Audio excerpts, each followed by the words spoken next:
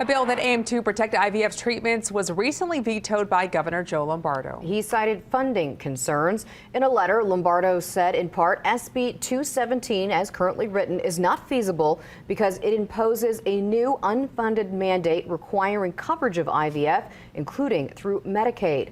Without dedicated and sustainable funding, this mandate is fiscally impossible considering the current posture of the state's budget.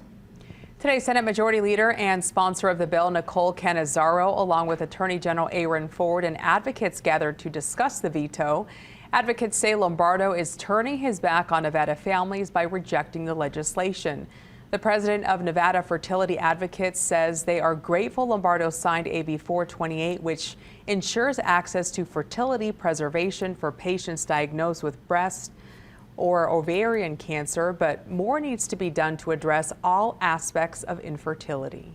Infertility does not discriminate. It affects 1 in 6 couples, regardless of income, age, medical history, or diagnosis.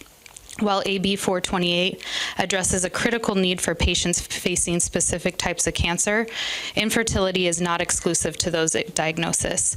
Many Nevadans struggle silently with conditions like PCOS, endometriosis, sperm-related conditions, or unexplained infertility, none of which are addressed under the current law.